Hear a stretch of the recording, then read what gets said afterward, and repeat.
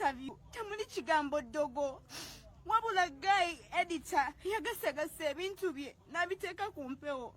I don't know why bano abantu ba media basiga nnyo obukyayi. Yanoonyereza ebbanga ku myaka gye maze mu nsi. I've never gone on TV. I've never. Sigandanga on my phone, Ella. Yes. I've never been on any TV, but I've went to my social media. But then by now access, I have friends.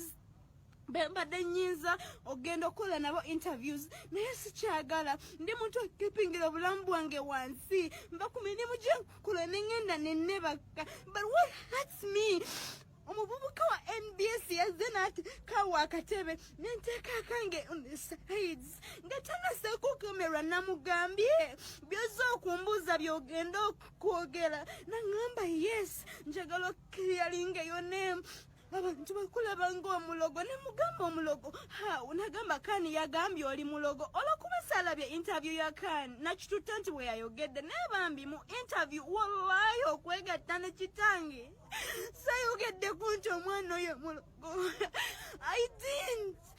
I swear on my son. I didn't. Gayi oli kyebadde ayagala nze kwogera nti Kani mulogo. Kani sina we nali mu kutenga aloga namala ne Kani ebbanga eryetwawula nze yetebyali bya ddogo yayawukana ne ex wanga balina ensonga ze bwe ziba zaali za ddogo. Mwandabako ku TV mu 2016 we byabeererawo. But I had access. Nandibadde ngamba Jova nga bw'oyisa ba Spark TV nange mpita naye nagaana okitegeera. Guy wa NBS wayaze yannegayiridde nangamba yogera what ne what. And I was like okay ngena kuyogera kyemanyi muwulira. But ekinuma buli apostinga nvuma. They're calling me a fake friend. Grace is not my best friend. Wabadde mukwano gwange from a distance. This thing started in 2016. Ngasibanga yokuyogera. I've always been quiet for all these years, in spite of the fact that babadenga bamwa interviews erinnya lyange ne balireta. Mbadde muntu living obulamu obulilo. I've made friends on my wall. Mwana wano sabafunira mu kwegula. Mwana sabasasula mwanjagala bwagazi. I've not given any of you money to stay on my wall. Those who want can stay. Those who don't want you can go. I know I'm a good person. Those who know me, bamanyi I'm a good person. Shinuma. Even those who don't know me, musobola okuvayo ne nudes zange, musobola okuvayo na audios zonna mulina about me. It's okay. You can come out and do everything, but I will not change. I am gonna be me. I dare. Abantu basanyuka TV mbanga mwino omutima. Kafko. No guy go bayite case mutavidie na beje nakoze ensi muleme jibuzabuza na buchayi bwa muina ku Kani ze Kani simuchawa. Kani has come here nano nengoye wano. I removed the cloth ya nendumuwa at a cheaper price. Bambi nakasenta kasigalo yakasasula mpola bwemba nalisimwagala. Kani nani muwadde ngoyezo nalisuze kone Kani apart from 2016 yajake wange ku Salama Road. Kani namwalira ne tuweba as a sister. Samugobena nisolo mugamba siriye wange. I told her I'm home. Nenkuba yali kutonya. Naye bantu bamawulire muli babi nnyo. You guys are very bad. You guys are very bad. Mukozeseza abayimbi ensobi. Mukozeseza abantu ensobi. I'm beginning to think it like Neremo kubajja kuhamzo bagamba nti mumuleke Bambi. Muyina kye mwali mwogedde kye mwakatinga. Naye olw'okuba temwagala birungi. Mwete mwagala mukwano. Mwagala abantu abanakuwadde. Mwagala abantu ab'ekyawa. Kani simukyawa. I don't hate Grace. She's a woman like me. Grace is a girl like me. She bleeds like I do. I know msaino mubiri ng'ogwange. The difference is that your Grace yenze Esther. Lwaki mutaklipu eli short. Moreover, very edited. Munomizanyo walai. Nsari sanga sagala kuja live. Kabide banga. My eyes are all swollen. My family is no longer the same. My boyfriend can't stay the same. Not even his family. Mwate dekiribwe. embi olwokuba nagamba namuwerekera nga yeebikiridde ne tugenda. Lwaki temwataddewo gye twagenda? Mu kiripu gye nakoze ekigambo sabo tekiriimu. Wallahi ndayira ntya Katonda.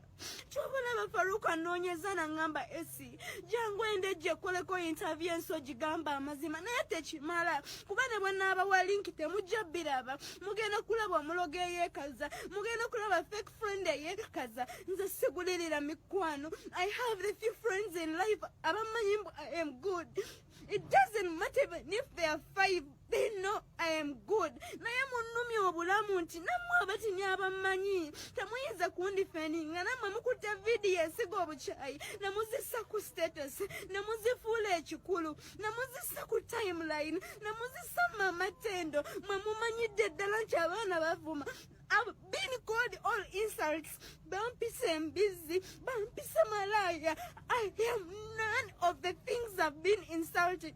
I am going to stay a good person. This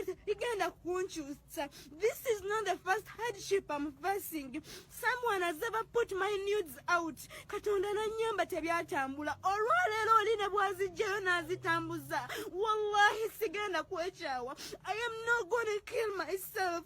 Sigenda kweta. I'm not the first person to be made this way. You guys have blackmailed many people.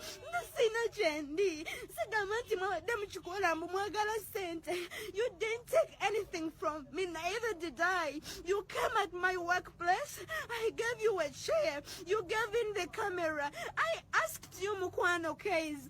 Takilipu nga mwenji kuwade. Yaka milioni bomamu wade obudde n'ayogera. Lwakize kilipu yange temwagiresa. Wawe siri munene. But I deserved an audience kuba kani celebu. Mumanyi kani chalowooza. Mumanyi chana zako. Mumanyi familia chenda bokuba. You guys have done very bad. Wallahi, nasembo kaba mungeri jenkabyemu when I was in the labor. Kuba mwana yenuma, I cried to God. I have never, ever in a lifetime cried like this. I regret a lot of things, but above all, najjusa okuyita abantu bano we nabadde n'okubalagirira kusigaye yankubira simu bannange temunnenya n'angamba Essie kunoonya njagala okiryalinga erinnya lyo ddala bw'aba abadde anoonya kiryalinga linnya kumwe ku kyemulaba mulabye linnya kiri yakiryalinze nze gwe yayonoonye naye sina kye nabakola nze siri muyimbi mbunoonya I'm putting a stunt or I'm getting a new hit anytime soon. No, I'm not looking for anything. Ne muntu alina page ye I post all I want to post. I post the little ones you guys to know. I have never ever wanted to do any stunts. Sena mubirimbu mubinyo musobola kweyambula nandibadde nteeka essimu ebbali ng'abantu bemulaba ne neeyambula n'omuntu yenna alina nyudi yange mu ssimu ye nagimwola kuba namwesiga siri malayika. I am a person like you. I am a person. My heart breaks nti n'emikwano gyange my friends betutuula ku WhatsApp ne twogera abajja mu inbox ne muwabula ayingira inbox y'omusajja gw'amanyi gwenjagala nanjogerako ebibi n'ogenda mama tendo n'onvuma n'ogenda ku status n'onkweka naye n'ompostinga. Wallahi kibi kye mwakoze weeweewo nsaanidde okunenyezebwa nti nabawedde obudde abantu bali naye wallahi interview yange temwabadde mutikani mulogo ate ne bw'aba yaloga nali naye kale nange mba nali mulogo naye mulowooza nsobola vayo n'enjogera yankola wati ne tugenda wano ne tunona eddagala ntuyiteeka mu nju. I cannot. Baganda bange sisobola. Nyinza obba siri mulungi, nyinza obba sirina mpisa, but at least I'm a good person. Munyambe muntegede. I'm not a bad person. Ayashinuma nti everyone is against me. Buli omu anvuma. Omuntu omu akutte clip yange. I don't know bagijewa, but I believe omuntu yenna abadde nayo. It was some years back. N'akwata video n'agisa ku page ya mama tendo. Nze bantu mweka mbabuulire. If you don't know my life story, I can tell you a bit of it. I have seen fire. I've gone through fire at my age. I've endured things a person of my age can't endure. I've been in states where just sagala mujja wange kuyitamu, but I endured. Tawali chamugenda kunnumya kigenda kundeeta kwetta. I may cry. I may lose weight. I may get depressed, but I won't die. I swear again. I know whoever is behind this kukutasanya video buli omunvuma mwagala nechawe abamu mwagala oba muwulire mu Essie RIP sigenda kufa. I'm gonna live inshallah buli kimu kijja kuggwa. Naye kino kinjigiriza ki media yaffe nfu bana abantu babi nnyo. Ate kinjukiza olunaku olumu omwami wabukedde yankolako interview nali ne shidi after nankolako interview nambuuza ebintu bingi. Naye mu muto omukulu gwe yazza yassako ekigambo mbu omusajja omufumba ntunduza emmeme gyebirana biraba ne binnuma kuba byali mu mawulire. Lwaki mukola bwe mutyo? Omuntu kyabagambye lwaki si kyemwogera? Kandi wemba mwinako obuzibu lwaki temumukuba ebyo ne mutanonooza aba Esther ne baani abali mu bulamu bwa Kani. Nange nina abantu abankyawa ne bwaba X naye nga toyinza mutunuza mu kamera nanjogerako ebintu bwe bityo. Mukoze bubi nnyo. I feel very bad. Guys, sobola kugamba mu kuchaye. Sobola kugamba mu kuchaye. Sisobola kugamba mu kuchaye. Nkusonyiye Keys. Nkusonyiye naye onumiza nnyo. Ne editor wanumiza. Omwana oyo sinayogera ko nti mulogo. Wallahi okwebaka ne kitanga nzaala. Sinayogera ko nti Grace mulogo. Nabera ne Kani emyaka gyonna bwaba yali mulogo. Nange nakimanyako yes. Naye mulowooza nsobola vene nkyogera kumpewo. Kumwe n'abandaba abamanyi mu reality. I'm a person ayagala dignity, ayagala ekitiibwa. Weewaawo olumu abamu balabanga sikigwana era ne sikibakaka. Naye saagala kuswaza mukazi munnange. Kani ayina abamwagala owulira. Kani ayina abamukkiririzaamu. Ayina emikwano. Kani waawaawo ayinza obba yakola ensobi mu mukwano naye zikolebwa abantu. Nange nsobola kikola owulira. Naye sinnayogerako nti Kani yaloga. Mwana, I went to my NBS and the fraternity. I dare you people. I dare you. Mumpe clip when number when najikoze.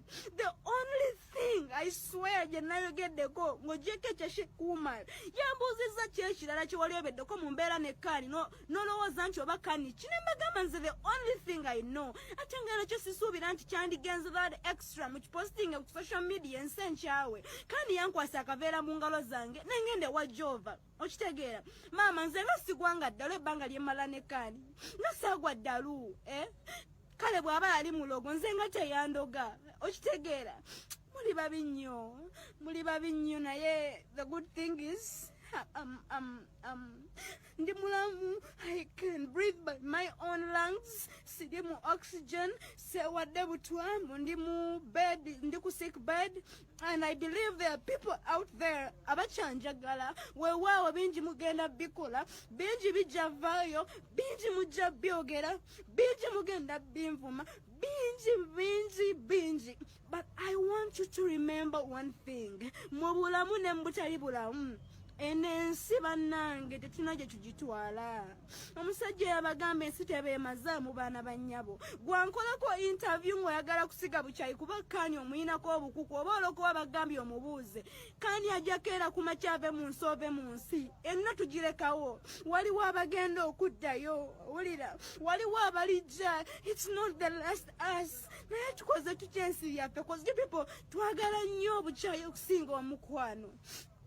Kani singa nali mukyawa singa soogera naye weewaawo ambulookinze ku WhatsApp tekinnumye kuba ntegedde nange nandikoze nga ye singa nalabye clip eri naye simunenyeza era buli anvuma siri mubbanenya kunvuma wabula mbanenya butatwala kyange kyembagamba nti nammwe bemmanyi ababadde banjagala temunzikiririzaamu namma mufuna clip yemu ne munvuma. You've called me the names. I feel so bad. Mumusonyiwe, I never gone live that I don't even want to mind about my own head. Obaguna numa obate gunuma nalumiza abalala kubanga clip eri elumya nata manyika kyanchaye nata ndabanga kayagala okundaba mu mbeera embi. They want to hurt me, they want to see me, they insult me. I've seen many statuses on WhatsApp. They're calling me a snake, but I'm not a snake. I'm not, walai. I'm not. I'm not. I've been with friends. I'm a person who keeps my other people's secrets. I'm a person who walk off hiding but I always talk to them. I always give them good words. If I was a bad person, a bit of it, but I have never. My pain, my sincere apology, it goes to Grace Kani. Kani nsonyiwa wallahi. Nsonyiwa chibanyi togenda kunsonyiwa kati obancha. Kuba ebigambo biri birumya. Naye wallahi ebigambo byange temwabadde mukyasabo. Singa kilipu enamba bagitadde. By the way kante yandiwulidde nga bwawulira. Temwandivumye nga bwe munvuma. Naye media yaffe nfu. It is very bad.